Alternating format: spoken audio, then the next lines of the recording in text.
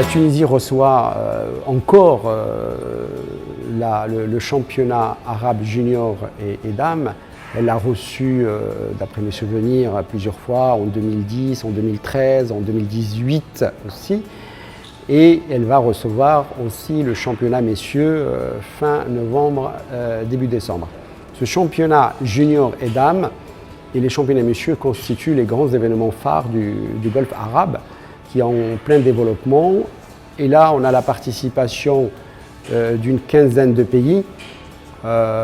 Et on note aussi une grande évolution au niveau du jeu et aussi au niveau des catégories. Il faut savoir qu'au début, ce championnat, il se jouait. Il y avait les dames, il y avait les juniors, il y avait les messieurs. Maintenant, il y a les dames et dans les dames, il y a deux catégories. Il y a les dames tout court, il y a les moins de 15 ans, qu'on a une nouvelle catégorie qu'on a intégrée cette année.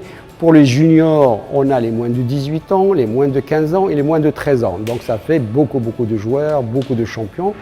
Et c'est ce niveau-là qu'on observe qui va nous permettre d'avoir un repère sur l'évolution du golfe arabe qui est en grande évolution depuis quelques années.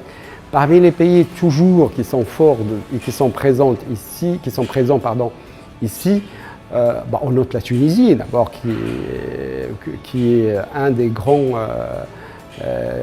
grands leaders du golfe arabe. Il y a l'Égypte qui est venue en force. L'Égypte, ils ont amené toutes les catégories, c'est-à-dire les 5 catégories dont je viens de parler.